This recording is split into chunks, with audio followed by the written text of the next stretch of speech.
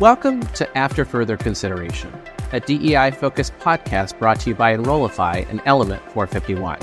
I'm Dr. Cody Nielsen, Executive Director of Convergent Strategies and Higher Education faculty member. And I'm Dr. Tomika Ferguson, Assistant Dean for Student Affairs and Inclusive Excellence, and an Assistant Professor at Virginia Commonwealth University School of Education. We're sitting down with seasoned change leaders for candid chats about responsive leadership, addressing campus crises, navigating institutional shifts, and fostering sustainable change, all through the lens of equity and inclusion. Join us every other Tuesday to learn about these leaders' real-life challenges, lessons learned, and the innovative solutions they develop to tackle these complex issues. Our goal is to help you drive positive and inclusive change on your campus. After Further Consideration is a part of the Enrollify Network, a community of innovators, thinkers, and doers dedicated to revolutionizing higher education. Learn new skills, find your next big idea, and network with the industry's best minds at enrollify.org. Enrollify is presented by Element 451, the next generation AI student engagement platform, helping institutions create meaningful and personalized interactions with students. Learn more at element451.com. Welcome to today's episode of After Further Consideration. Tomika and I are back with you today to provide a conversation with you about what we've been seeing and what we're working on. And I'm just excited to be back here with you today, Tomika. It's the end of a long year. A lot of things have happened. A lot of unexpected things have happened. And so it's kind of good to have this moment to be reflective with you. But also, I can already tell there's going to be a little bit of fire between what we're going to talk about today. So I'm really excited. It's come from a long year. I think about like where we have been both in the academic year so far. We're at the end of the fall semester, and I always feel like there's a breathing space to be had. And we're recording this, on December 6th. So we're still in the middle of those finals patterns and grading and things like this. By the time this episode drops, everybody will have gotten to that point. But I think I'm just sort of trying to look toward what's coming in the new year. We have a new Trump administration coming in, and so there's an active fight that we are going to have. And I think we just need to think about the readiness, for what's coming and find some rest in the midst of this. When you said that we have the Trump administration coming in, that can seem so polarizing because politics are. But it does make me think that people put so much stock into one individual, and we have been approaching the work of diversity, equity, inclusion, and belonging from a collective and coalition building framework. And sometimes, I'll be honest, I'm a little bit shocked at how so many people are having to be reminded of community and coalition. And I know it's hard because there's a lot happening. I feel like every day there's a new update, there's a new change. There's a lot of fear. I have some of my own. The change that's coming can feel like a life or death situation to some folks. But when I think about the very nature of diversity, equity, inclusion, and belonging work, when I think about the individuals who we had the privilege of talking to throughout this year on this podcast, almost everyone talked about people, and they talked about community, and they talked about doing things with people, for people. And I wonder if we started to approach what we know we can't change, which is political changes, institutional changes, etc. What would happen if we started approaching this work by reframing it around coalition building? Reframing it around community. And if we are isolated, spending that extra time to try to be in community and find people who have commonalities with us so that we are able to continue this work, because isolation will silence you. It will immediately disempower you and make you feel hopeless when there could be pockets and opportunities for hope and change. I don't know what your thoughts are about that, Cody, because, you and I are even across the country from each other, but we still find ways to come together and do work that is all about collective uplift. I really agree with that. And I think about a conversation I had a few weeks ago with my colleague, David Robinson Morris, for another short run podcast that I'm doing on free speech and democracy. And he talked about the idea that imagination and hope, as a sort of subsidiary of that, is the first thing that autocratic regimes try to end. And that the idea that once hope and imagination is lost, then the people don't know what to do and where to go. And so I like this idea of like leaning into the idea of coalition building, because each individual person that we connect with in this work right now can be a reminder to get up off the mat, to fight a little harder, to resist a little bit braver, to be a little bit more agitative as necessary. And I think about that a lot in the midst of this sort of moment, because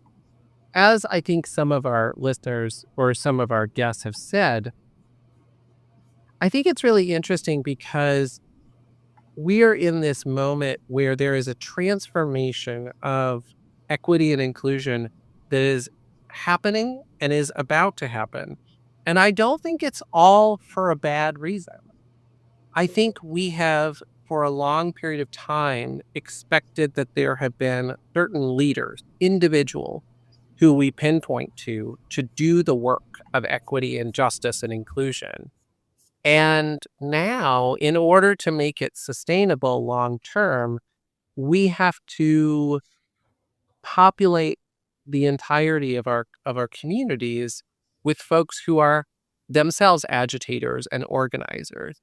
And so, as much as I think that we are under a threat, if you will, about the changes, I also think that the opportunity to build those coalitions is critical, and to be given a sort of imperative push for those who maybe have not felt like they could show up, or not felt their idea of where to show up in the work, to really start moving in that direction now. Because without everyone, the very threats that we are talking about, these sort of anti-equity and inclusion like movements, they will come to fruition. But the greatest way to push against them is to make it a part of everyone's work, so that there's no way that you can't get rid of us all. Yes, and yes, and yes again, because we've talked about this before. In our last episode, we talked with Eddie Moore, and even the title of our episode um, was so powerful because he talked about that the best friend that hate has is silence. And as a Black woman, when I think of the word silence, I immediately am thinking about the disempowerment. I'm immediately thinking about forms of control. I'm thinking about the hopelessness. I'm thinking about the burden and the emotional and the physical and intellectual weight of oppression. There have been seasons in doing this work where I feel isolated, either geographically, because I'm living in spaces where it's you find people to do things with, but it's hard to find people to like really coalesce and do work with. It's something to network over a meal, but it's something different to say, hey, well, we're gonna call and do this work together, and we're gonna be at this protest together, and we're gonna write together. It's some people that you have to do work with. And in those spaces where I did not have that, I lost my voice. Like there have been times where I've noticed that I've actually lost my creativity, my ability to know what to do and how to strategize, my inspiration. And that's one thing I appreciated about Eddie when we talked with him, is because his optimism was contagious. And I think that we have to get back to community. No one in this history of this country, 400 plus years of an imperfect nation, there is no way that we have created any change from the Boston Tea Party to the Civil Rights Movement where we were by ourselves. And so I named that because this probably is like the first theme that we have to do and we have to be in reminder of, is that, where's the community? And we saw this with the campaigns. We saw this when Kamala Harris shared that she was going to be, running for president, and it was an agreed upon thing. The 90 days of her campaign demonstrates a level of power and collective work and coalition building, that we have to keep the momentum up in different spaces, right? So it's not to say everybody has to do this Kamala Harris campaign approach and everybody has to be claimed to be a Democrat. That is not at all what I'm saying. What I'm saying is look at the strategies that have been done. Even going back to Ella Baker, the strategy of coalition and grassroots building is important. And without that, we will not be able to create institutional change, curricular change, community shifting, and the power that has been taken away. Literal, when I say power, I mean resources, key positions at companies. All these statements that just 4 years ago people were throwing millions of dollars at and putting on their websites. They were so proud of it in the moment. And now it is the first thing to leave. And this is not new to anybody who's in this work. And we're also not shocked by it. But it's the egregiousness of it, right? You were so down and now you're not. And so it almost seems as though we're having this ideological shift that makes us wonder, like, was it ever real? Were you ever a part of community? Were you ever truly an ally or a co-conspirator or an advocate? Or were you just a person who went along with what seemed to be most popular? And so now going back to community and coalition building as we're talking about it, we have to start asking ourselves the hard questions. Who are we doing this with? Who are we doing this for? Not just how do we do it, not just how many.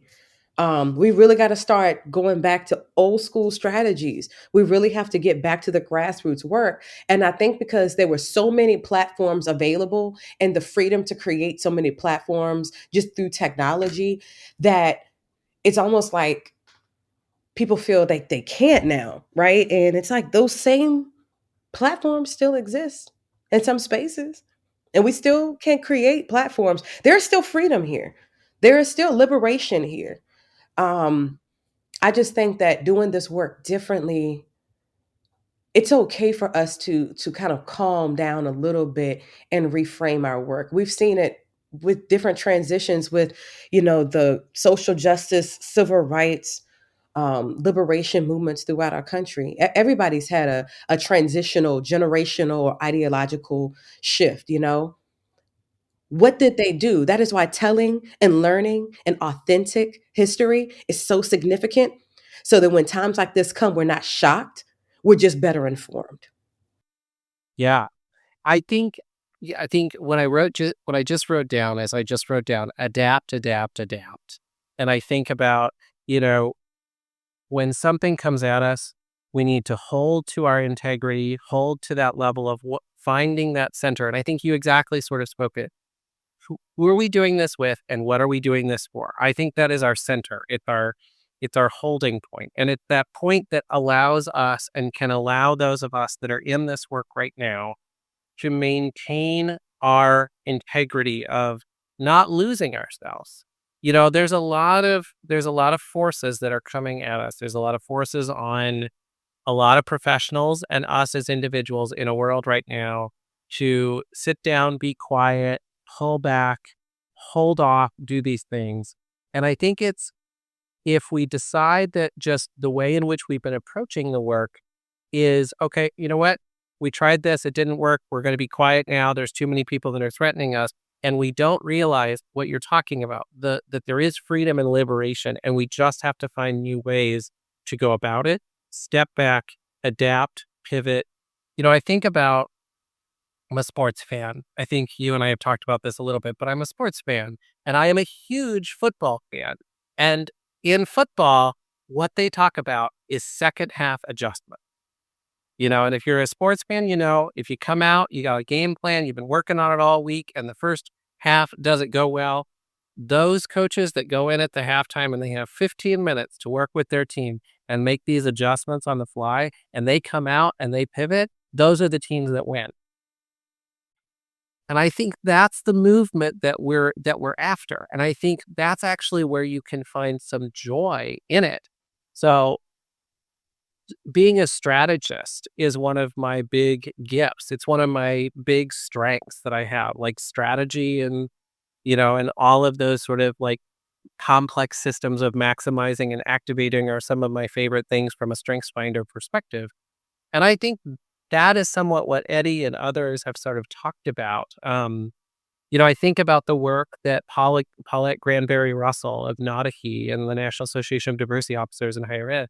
She is so fervently outspoken and willing to say some of the things that others haven't been willing to say. And I think even in this time and moment, she is very much calling for us, along with others, to continuously know that we have to pick our battles and figure out how to form those resistance like pieces and liberate ourselves in the midst of that. I'm not saying she's directly said that, but I'm saying I think I can take from her work and others' work that there is still work moving forward. It's just a matter of not giving up by giving up that which we've attempted to do and saying, since we can't do this anymore, it doesn't work. Yeah, I love your focus on adapting and the parts that you talked about strategy. A lot of leaders are hired into positions, and the work that they're required to do and how they're required to lead, they were never prepared for. I know you and I always talk about the importance of professional development, but we also know that right now there's all these attacks and conversations and resistance, literal resistance and reframing of the significance of DEI training as one strategy. And I don't think that anyone who's ever done professional development around diversity, equity, and inclusion would wholeheartedly say, yes, attending one training changes someone's like entire character and their morals and their value standing. I don't think I've ever met a single leader, scholar, researcher, or professional speaker who would attach themselves to that. What I have learned is that when you are committed and the work that you're going to do, similar to what we're saying is about coalition building, but is directly tied to the organization's values and mission. And there's a scalable approach in what we're doing. And everybody knows the steps and the stages. And there is no, forceful way. We talked about nuance before in episode 5, I think, where we can all know where we're going and we can agree that everyone's not going to be at the same pace. Everyone's not going to have the same starting point.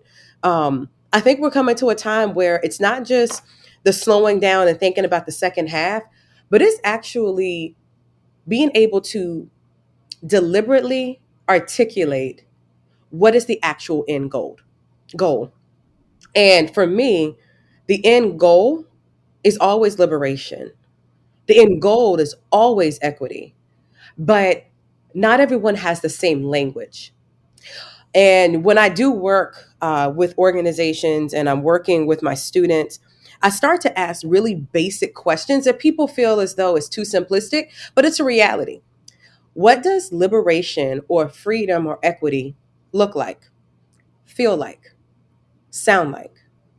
Right? What do our senses actually respond to?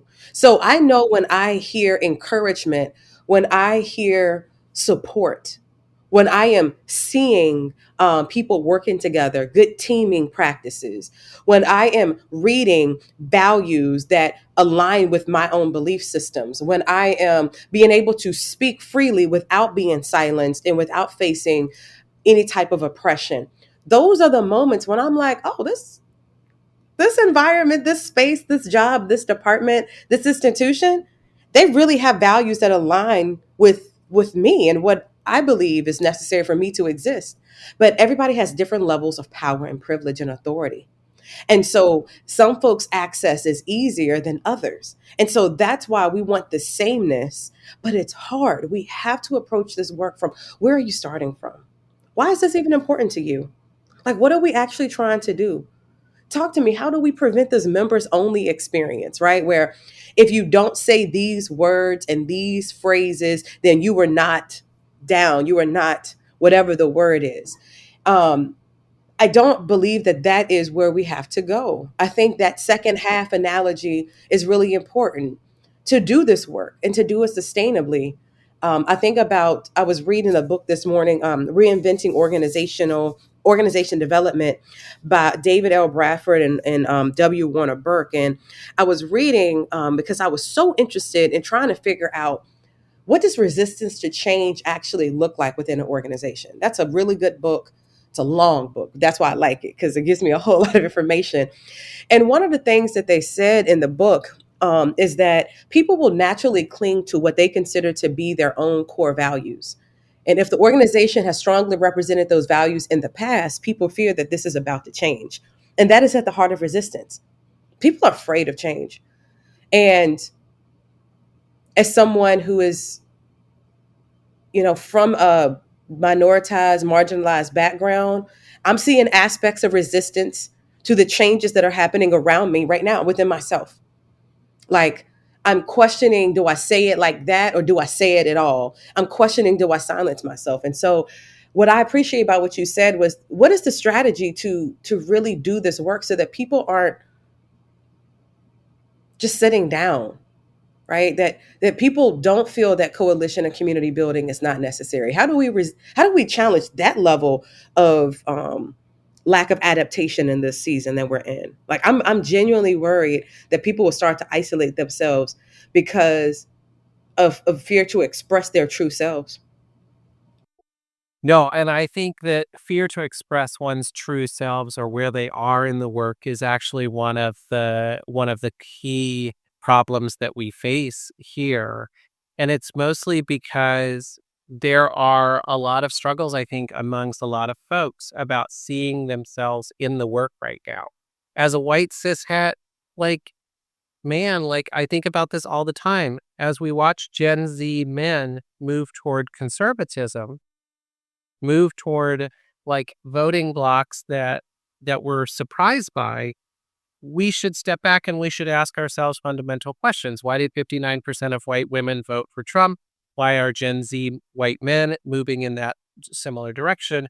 And I think it's because we haven't found the space for white folks in the movement. We haven't found that conversation. We have decided previously that most of them aren't where we want them to be. And so we have pushed them outside of the piece. I think it's interesting that you bring up Bradford's work, because it's ironic, because one of David's newest books is this book called Connect, Building Exceptional Relationships with Friends, Families, and Colleagues. And it speaks directly to that we have got to do deeper inner work with each other in order to both understand each other, be vulnerable with each other, and be able to have those conversations that are substantial and not be so quick to dismiss people, even if they're not where we are. And I think that's the intriguing, part. Now, again, we have to be careful. And I think, I always want to put this out there that as a white cishet person, I'm not saying let's put people who have been traumatized into re-traumatization. I'm not asking you to sit across the Thanksgiving table with somebody who is literally telling you that your identities don't matter. But I am saying there are a lot of conversations and a lot of pieces of this liberatory movement that we are just quick to push people away from because they haven't gotten as far as we have gotten, or they are not where we think people in 2024 should be. And I think it's our own fault sometimes. And I'm saying us, like those of us that are steeped in this movement. I think sometimes it's our own fault for keeping other people from being a part of the movement, because one, we're also saying we are the movement in ourselves. Where we are is where people are or should be. And secondarily, we're not willing to learn anything from those who are at different places and have different perspective. And frankly, I think that second one may have cost the Democratic Party the election. And I think it's causing us in an equity and inclusion and liberatory movement to potentially lose the thread because we're so busy looking for the finish line that we haven't figured out how to do the work together. So I have some contention with what you said. Who's responsible for creating the spaces to make white men feel safe? Should they not create their own spaces? They should. Because I've been in plenty of spaces where white men have been invited and they don't show up. I've been in plenty of spaces where Black people have created, or just marginalized people, it's not even Black, but women We've created spaces, and it's not just about white men, but we've created spaces for people who might have more power or be in a majority identity to come into spaces, and they come and they don't participate, or they don't feel value. So their presence is not seen as an addition because of fear, lack of understanding, information. And honestly, sometimes people just don't believe in it because it doesn't align with their values and how they were raised, right? And so I do agree that there have been actions to push folks who are not speaking the same language, talking the same language, and in full agreement in certain spaces with all people, that have pushed them out because we are intersectional folks. I am literally from the town where the Civil War ended. Like, so I saw Confederate flags growing up. I'm not like I remember, I know what it looks like to see spaces of hate and death, right? So I've also experienced marginalization in from people who have later become allies. And I say that because not all spaces are meant for everyone to feel comfortable. Some spaces are meant for you to listen, observe, maybe ask a question, maybe get the transcript, right? But I think we have to reframe what you're saying, that we have to do things that are multimodal, that have multiple points of access, that are, really approaching it from a universal design perspective. Can everyone genuinely participate in this space that I'm creating? So that means, as a Black woman, I need to make sure that I am not using language that is so misunderstood and honestly not familiar with the community that I'm with, that I'm not isolating people, that I'm not creating a conversation where they can participate in. Simultaneously, I want to be able to create spaces and coalitions and communities to where people feel authentically themselves, with some gumption, with some courage to take some risk and just participate. To say, hey, I've never been here. I don't know what's going on. I don't know even what you're saying, but I'm here. And I think that's what people want. People don't want folks coming in saying, I've read about Marcus Garvey, I've read Brene Brown, I've read, all this white fragility. We're not saying roll into these spaces with all of the knowledge. We're saying roll into the spaces with the full commitment to be in community, to start to do work that we can do together. And I think it's that very feeling that the strategy that you're talking about has to be a collective strategy. And that's going to be the hard part, is how do we build connectivity?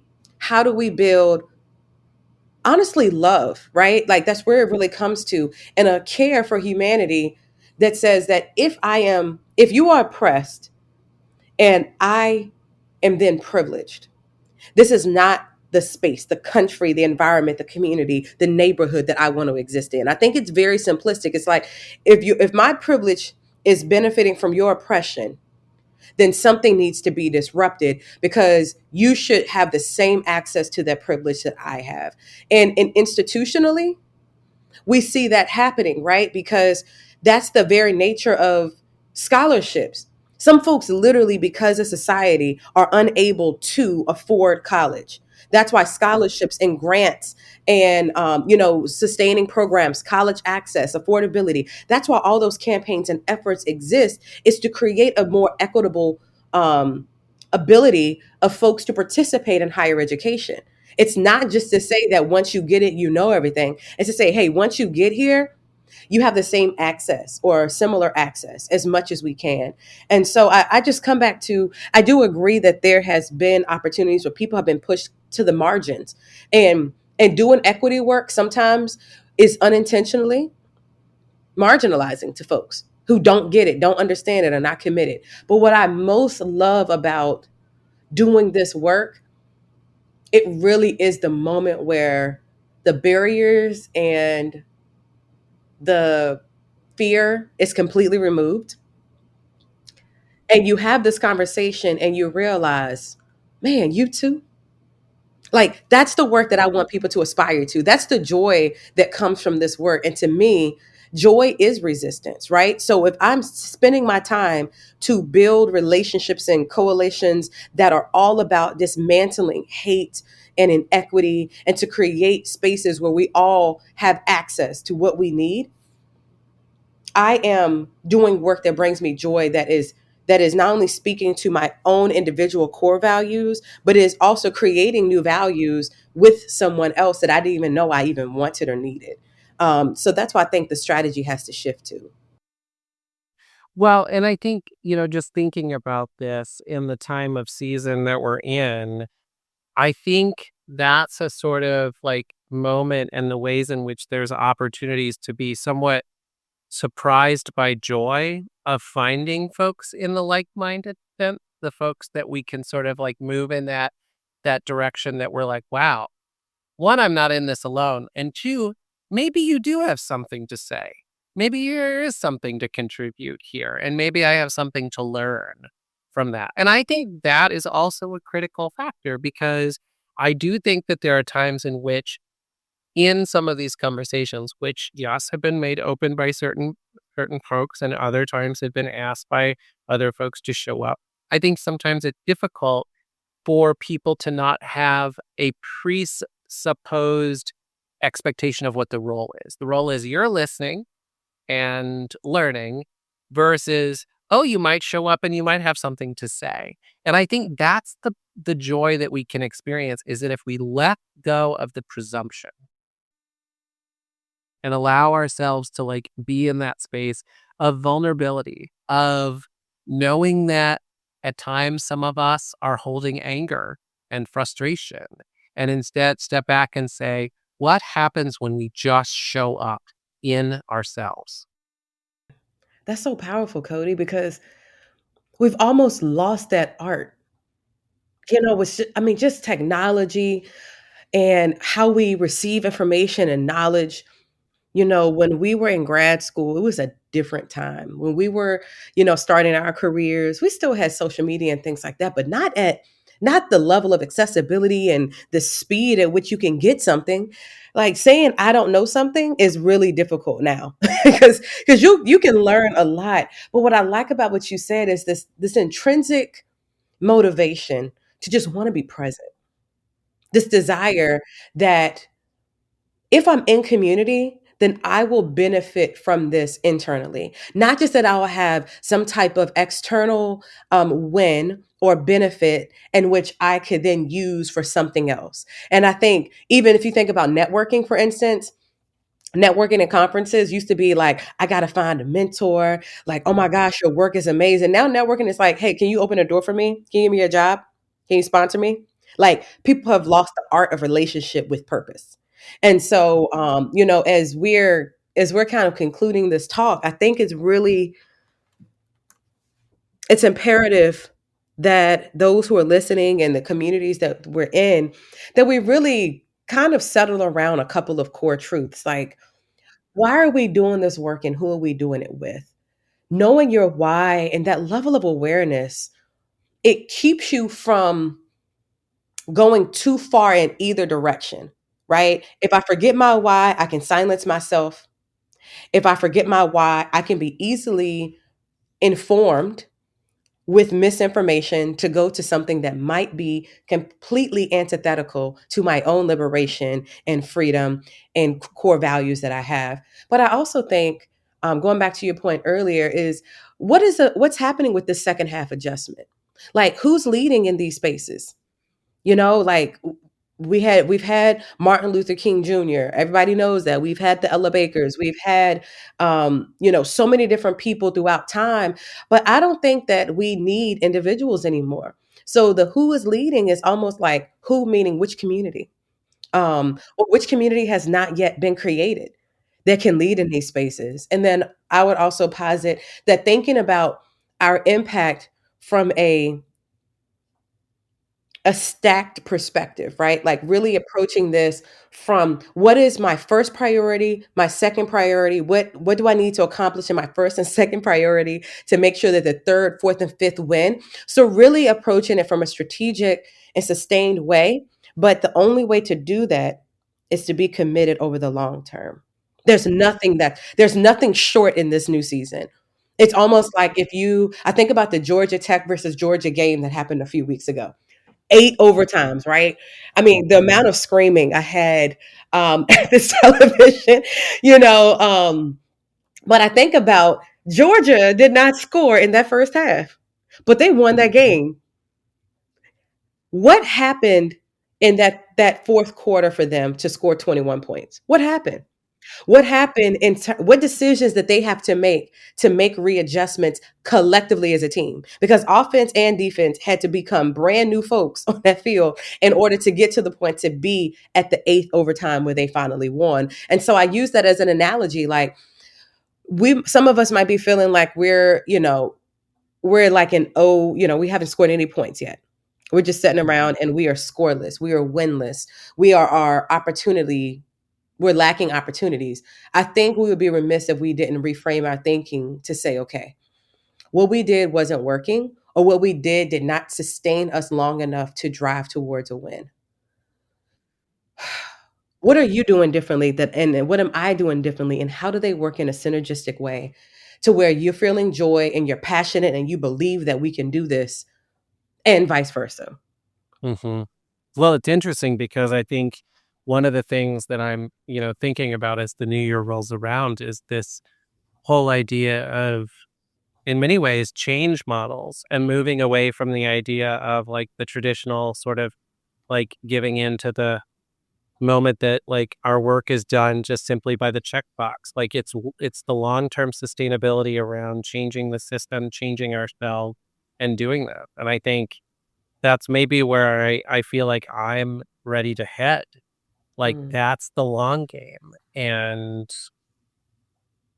there's a whole wide open road ahead of us that's coming in 2025 and beyond.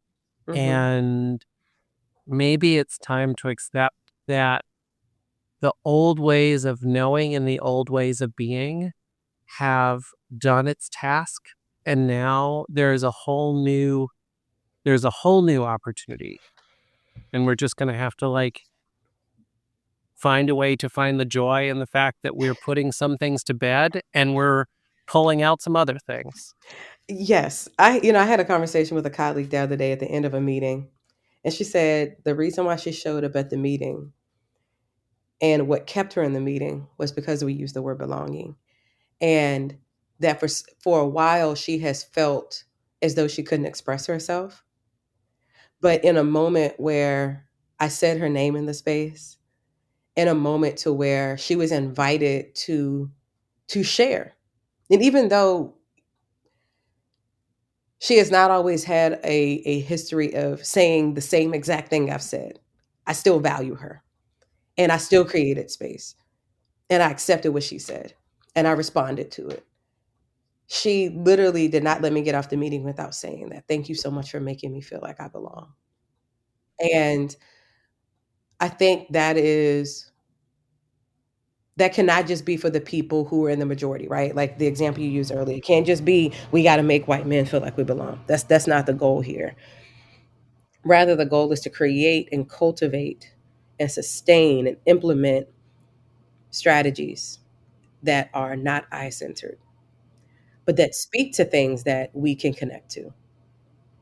I feel like we're in this reassessment process, but there's been so much work that's done. We are not starting at ground zero.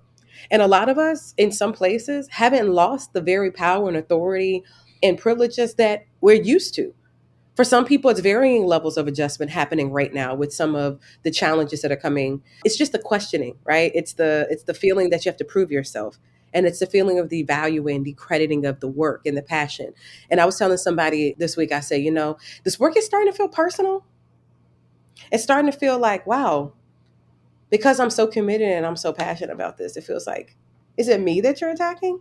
And I have to check myself and say, okay, let me not take this personal, because if I make it personal, I make it about myself. If I make it about myself, I'm isolating myself from the community, and I have to do that work and I have to do that own inner work differently. And so I'm excited about what 2025 is going to bring.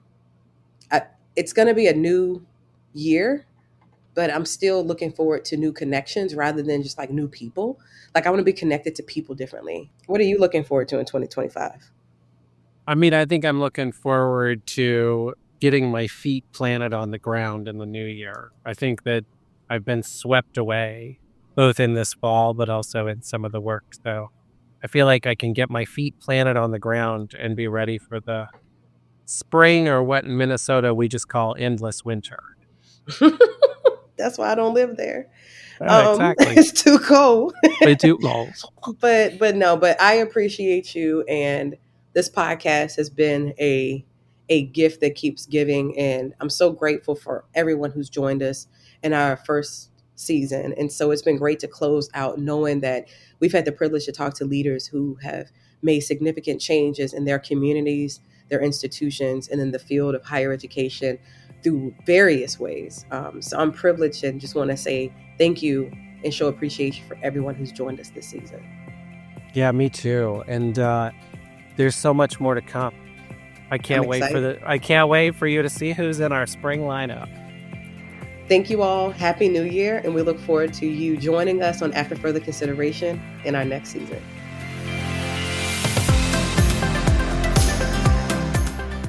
That wraps up today's episode of After Further Consideration.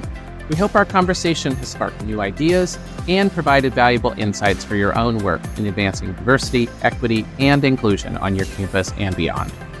Thank you for listening in. Remember, fostering meaningful change is a journey. Be encouraged and keep pushing the boundaries of what's possible in creating a more inclusive educational environment. After Further Consideration is a part of the Enrollify Podcast Network.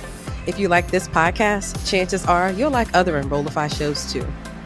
Our podcast network is growing by the month, and we've got a plethora of marketing, enrollment, and higher ed technology shows that are jam-packed with stories, ideas, and frameworks, all designed to empower you to be a better higher ed professional. Our shows feature a selection of the industry's best as your host. Learn from Brian Piper, Allison Tercio, Eddie Francis, and so many other of your favorite leaders in higher ed. Enrollify is presented by Element 451, the next generation AI student engagement platform helping institutions create meaningful and personalized interactions with students. Learn more at element451.com.